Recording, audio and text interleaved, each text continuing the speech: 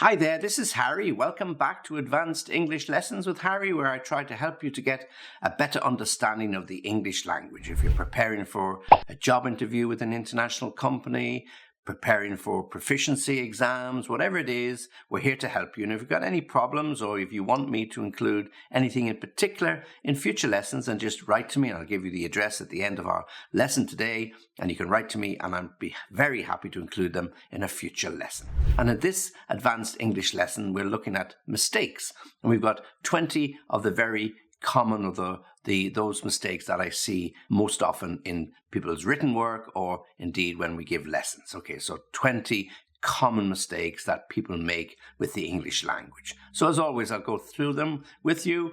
I'll point out the mistake and I'll also give you an example.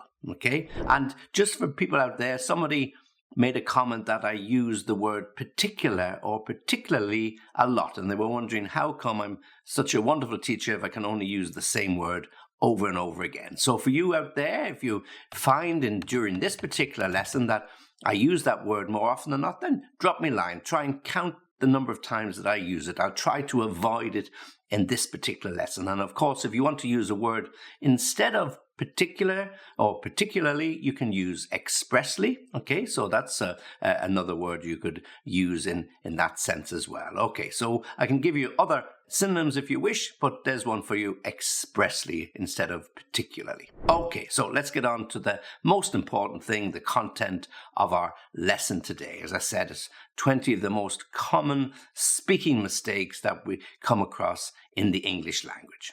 Number one, when people misuse modal verbs. Okay, the most frequent mistake here is when they put to after the modal verb. Must to, should to, would to, can to. They don't take to. Okay, so it's always must, should, would, could, can. Okay, so be very, very careful. So for example, I often see I must to study for the exam, when it should be I must study for the exam, or I should to study for my exam, I should study for my exam. So when you're using a modal verb, make sure you don't follow it with that infinitive to. Okay, now there are modal verbs that take it. For example, I have to.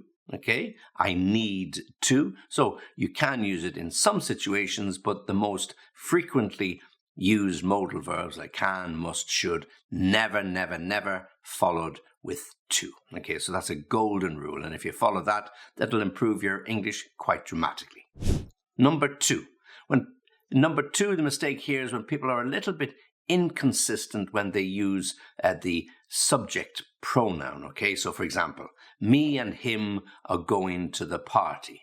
Now, it's not correct. What it should be: he and I are going to the party. Always put I second, okay? So my wife and I, my best friend and I, my brother and I, my children and I. So always put the other person. It's more polite to put them first, but it's never me and him, yeah? Okay, are going to the party. It's he and I, or she and I are going to the party later. Okay. Number three, when people misuse gerunds, or gerunds, it can be pronounced in both ways. The mistake often made is I enjoy to swim in the ocean. The correct format should be I enjoy swimming in the ocean. I enjoy reading books at night. I enjoy cycling in the park. I enjoy running in the mornings. They're all good examples of those ing. Okay, so I enjoy running, I enjoy swimming, I enjoy reading, I enjoy looking at. But it's not I enjoy to read or enjoy to swim, enjoy to cycle. That's a mistake. Number four, and this is the one I always remind my students about: avoid double negatives at all costs in the English language. Avoid using double negatives. For example, I don't have no money. Yeah, I don't have no money. Okay, you might have no money, and I understand that, but it's I don't have any money. Okay, or I've got no money. but it's not a double negative. I don't have no money. I don't have no time. I haven't got any time. Yeah, so one positive, one negative, one negative, one positive, but never double negatives. Avoid double negatives at all costs in the English language. Number 5. Another mistake that people often use is the misuse of adverbs. And it's very easy to fall into the habit of misusing adverbs. For example, she writes good. What it should be is she writes well. So here people have mistaken good as an adverb, when in fact it's an adjective. And the way to check yourself is that adverbs always go with verbs. They qualify verbs. So if we're using the adverb well, it must go with a verb. She writes well, she speaks well.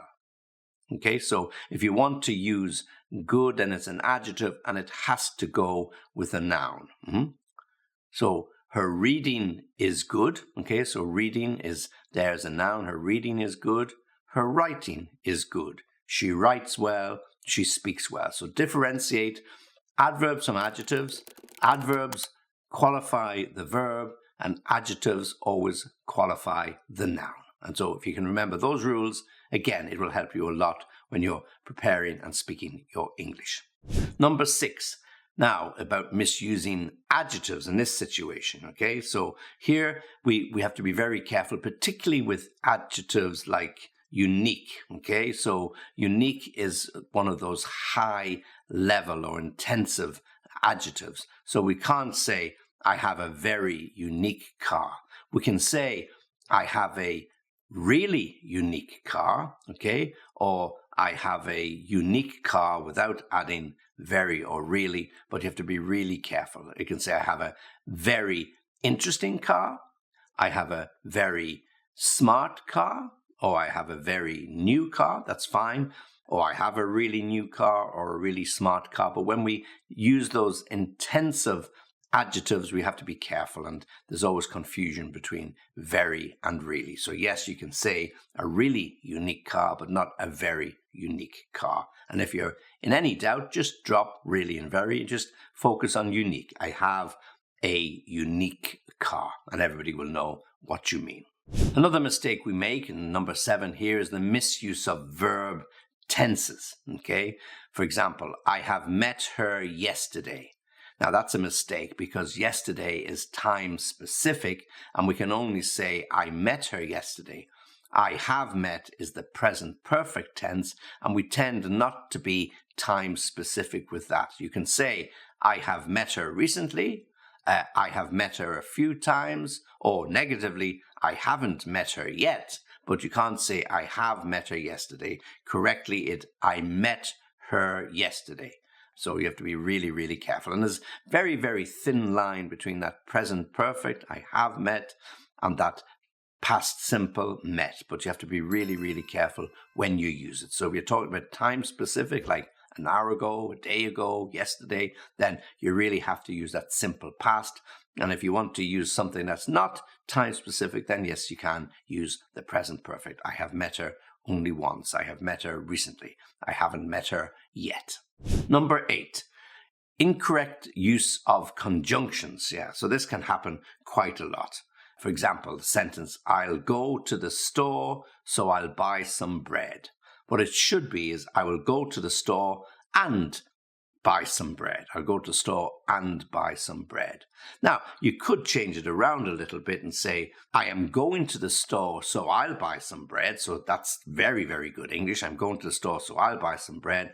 But when you just set it out, I'll go to the store, so I'll buy some bread, it's not good English, grammatically not correct. I'll go to the store and buy some bread.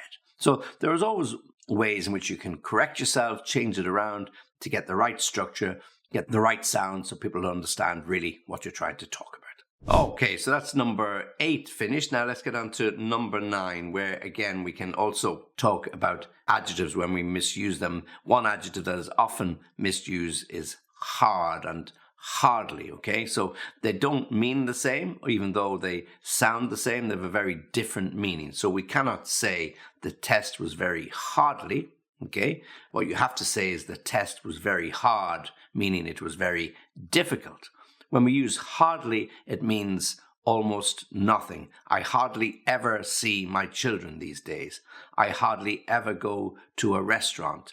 I hardly ever see the sun during the winter. Okay, so hardly means almost never or nothing at all, whereas hard is about the degree of difficulty. So the test was very hard, the exam was very hard, his language was very hard, so we use it in that context. So be very, very careful when you're using hard and hardly as adjectives. Okay, so number 10 on our list is about phrasal verbs. Now, we've got lots and lots of material about phrasal verbs, and you've heard me going on about them from time to time, but often they are misused or people are using incorrect phrasal verbs. So let me give you an example of this. It's about put off. So the verb is put and the preposition is off, O-F-F. And some people say, I'm putting off my homework. Now, phrasal verbs often have more than one meaning. This is a real good example of it. So I'm putting off my homework is incorrect. What you should be saying is I'm putting off doing my homework for a couple of hours, or I'm putting off doing my homework until the weekend when I have more time. So putting off doing it. And that would be the correct use of the phrasal verb in that context. But of course, you can put things off. Okay, so for example, she is putting off her wedding because she hasn't got enough money saved, or she's putting off her wedding because she's having doubts, or she's having second thoughts about whether she should get married at all. So in this case, then we don't need to follow it with doing. So it's all important with the phrasal verbs to use them in the correct way. So in the example I gave you, it's not I'm putting off my homework, it's I'm putting off doing my homework. And in the second example, we could say she is putting off her wedding, meaning delaying the wedding by a few months or whatever it might be, okay? And then you can also use it to say, don't be put off by his manner. He's actually really a nice guy when you get to know him. So don't be put off because he sounds a little bit gruff or he sounds a little bit serious. He's really a nice guy when you get to know him. So different ways in which you can use that phrasal verb. So with this phrasal verb and other phrasal verbs, always important to make sure you use it correctly, use it with the correct preposition, and follow it up with the correct verb or whatever else you follow it with, but make sure it is correct, because people will look at you strangely. When you use them in the right way, great, it adds to your vocabulary and your expressions, but if you use them incorrectly, it sounds really odd and funny. Nobody will correct you and say that's wrong, but they may look at you in a quizzical way. Okay, so that's number 10 on the list. Number 11, and this is an area where we often make mistakes when we're using comparative and superlatives, okay? This is the most happiest day of my life. No, this is the happiest day of my life. Yes, okay? So when we have what we call single syllable adjectives, or we have those adjectives ending in Y, usually the comparative is like happy, happier, and then the superlative, happiest. We don't use most, yeah, or more. So we can say this is a happier time than I've ever had. This is the happiest time I have ever had. Okay, this is a happy day for me. Just use it in its simple format, but we can't say the most happier or more happier or the most happiest. Okay, so it is happier than I have remembered. It is the happiest time I have ever had. Okay, now if you do use longer adjectives, then of course you can use more and most. For example, beautiful. We don't say beautifuler or beautifulest. It's more beautiful than, the most beautiful ever. Okay, so be very, very careful with your comparatives and superlatives. The longer adjectives, you can use more and most. The shorter adjectives and those ending in Y, always, well, not always, there are a couple of exceptions, but mostly you can use them as happy, happier, happiest, long, longer, longest, and all the other ones that go in between. So just check up on your adjectives to make sure you have them right. It's not so difficult to find lists of them. So once you put them into practice, you'll understand where and when you can use your comparatives and your superlatives in a correct way. Number 12. Often mistakes are made with prepositions, and these are really tricky. The smallest, shortest words you can think of, but they are often the ones that cause most confusion and where the most mistakes are made. So, for example, I'm looking forward to meet you. I'm looking forward to meet you. Here it should be I'm looking forward to meeting you, okay? So anytime you have a preposition, usually the verb following that will be in its ing format. I'm looking forward to meeting you. I'm looking forward to reading the book. I'm looking forward to talking to you. I'm looking forward to greeting you. I'm looking forward to eating that cake. So when you use looking forward, preposition to, it will always be followed by ing. So don't say, I'm looking forward to meet, I'm looking forward to hear. Always looking forward to meeting, looking forward to hearing. Okay, so you've got to be really, really careful with that. And again, number 13, if we go back to our phrasal verbs, let's look at this one. I need to break out my shoes. So if you go to the shop and you buy a new pair of shoes, what usually happens? Well, when you put them on, they might be a little bit tight and you might get a blister or two on the back of your heel, very painful, or in one of your toes. So it takes a little bit of time for you to get used and for your feet to get used to these shoes. So they have to stretch a little bit, okay? So the phrasal verb we use here is to break in the shoes, not break out, okay? So it's not I need to break out my shoes. I need to break in my shoes means I need to wear them a few times, go on a few walks so that the shoes get used to my feet and my feet get used to this different material or the size or the shape, whatever it might be. So I need to break in my shoes. So again, correct use of the phrasal verb will make sure that people understand you. So if you buy a pair of shoes and you're limping a little bit and your friend asks you what's wrong, you say, oh, I'm breaking out my shoes. They will look at you thinking, that's a little bit strange. It should be, I am breaking in a new pair of shoes. Number 14, the misuse of verb tenses. Again, something that can happen quite easily, particularly with beginners, but it also happens with people at more advanced levels, at intermediate or upper intermediate level. Perhaps they don't think about it carefully, so be very, very careful with your verb tenses. I'll give you an example. I have lived in Japan for 2 years ago. Okay, I have lived in Japan for 2 years ago. Now, you can say, I lived in Japan 2 years ago, but you don't live there now. But if you want to use that present perfect, then it's I have lived in Japan for 2 years. So when we're talking about a period of time, we use that preposition for. I have lived in Japan for 2 years. Or indeed, I have been living in Japan for 2 years, and you can use that present perfect continuous. But if you want to use the period of time ago, 2 years ago, then I lived in Japan 2 years ago, but now I live in Germany. I lived in the UK 10 years ago, but now I live in Ireland. So yes, you can use it that way, but if you're talking about the specific period of time, use that preposition for. I have lived or I have been living here for 2 years. I have been living here for 10 years. I have been living here for 6 weeks. Okay, always with for. Number 15.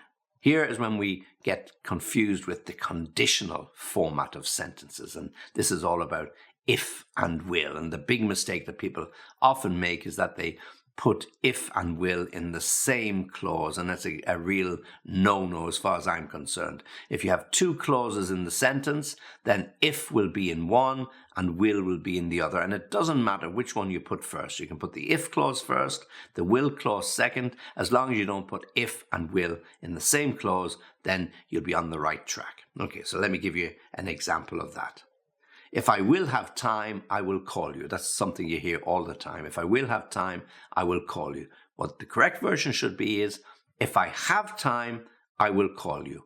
If followed by the simple format, if I have time, and then the will clause, I will call you. Or reverse it and say, I will call you if I have time, but not if I will have time, okay? Or even when we talk about second conditionals, if I would, yeah? So again, will and would, when we're talking about conditional sentences, keep will and would in a separate clause than if. And if you're using other words instead of if, like unless, the same rules apply, okay? Number 16, when we misuse conjunctions, okay? So, I like to swim because it's relaxing. I like to swim because it's relaxing. And it should be, I like to swim as it's relaxing. Yeah, I like to swim as it's relaxing. Now, you will hear because it's relaxing, and it might be natural English, and nobody will lift an eyebrow when you say it. But if you want to be grammatically correct, I like to swim as it's relaxing. But you will hear people, native English speakers in particular, will say, I like to swim because it's relaxing. Okay, so we've got 4 to go, and as you remember, if you haven't forgotten, we are looking at common mistakes that people make when they are speaking. And this, if you can improve or correct these type of mistakes, then your English will sound much, much better. So number 7 is the overuse of the passive voice. And people do this all the time. I had a student this morning, and in 2 sentences, he used the passive, and you don't really need to use it. Passive is more often used in written format of English, okay? So the mistake was made by me. So that's the passive format. The mistake was made by me. It's correct if you made the mistake was made by me, but it's more natural to say, I made the mistake, he made the mistake, who made the mistake. So we would use that active way of speaking, not passive. There are times, as I said, when you can use passive, but most of the time we'll see it in reported speech, and we'll read about it from journalists, and that the office was opened by the Lord Mayor, the thief was arrested by the police. Okay, so that's what you'll read about in a report on the internet or in a newspaper if you still buy newspapers. But when you're talking and speaking, more natural to speak in the active format. So I made the mistake. Who made the mistake? I made the mistake. Okay, number 18. Here again is when we use incorrect subjects and verbs, okay? So the group of people were arguing. The group of people were arguing. The group of people was arguing, because the group is one, yeah? So it's single. So the group of people was arguing.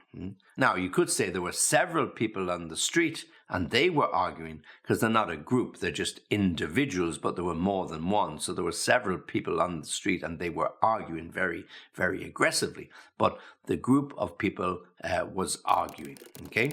So you've got to be really, really careful when you talk about the subject and the verb to make sure when you've got more than one person, how you address them and how you use the verb, whether it's in the single or in the plural. Number 19, a mistake that is made, and it's not so easy to correct because in lots of languages you don't include or don't use articles, but it is a very, very common mistake in English and something you need to focus on, particularly when you're writing English, okay? So this is a situation when you're writing essays, or you're doing some exams, or even doing something for a job interview, to make sure that you've got the articles in the right place. So lots of people drop them, and the. So you got to make sure you use them when it's appropriate to use them, but equally when it's inappropriate or you don't have to use them, then don't include them, because again that's a second type of mistake. Omitting them is one mistake. Including them when they shouldn't be included, well, that's of course is another mistake about the same thing. So for example, I'm going to store, I'm going to the store. I'm going to university, it's not I'm going to the university, I'm going to university, because we don't need it, okay? I'm going to bed, it's not I'm going to the bed. So there are times when you use it and times when you don't, and I see all those mistakes in equal measure. So people including when they shouldn't, excluding when they shouldn't. So it's an area of the grammar that you have to really, really focus on to make sure that you have done it correctly, okay? So just be careful with the use of a and the. And then finally, when we are misusing adverbs, number 20. He runs really quick. Okay, it should be he runs really quickly. Okay, he runs really quickly. Why? Because runs is the verb and we must use an adverb quickly. Okay, he runs really quickly. He runs really quickly. He drives quickly, yeah? He cycles quickly. Again, all of those action verbs, cycle, drive, run, and then they are followed by the adverb quickly, not quick.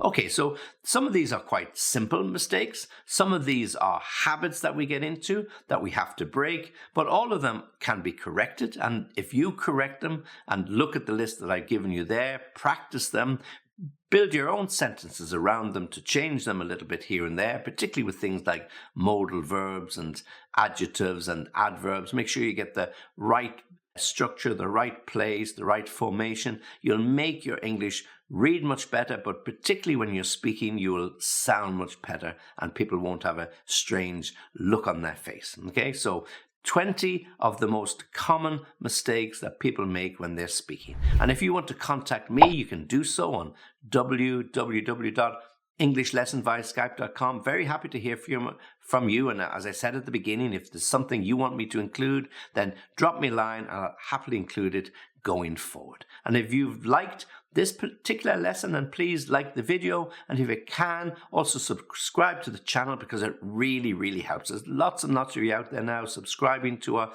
YouTube channel, and it's really great to see. So this is Harry saying thanks for listening, thanks for watching, and as always, make sure you join me for the next lesson.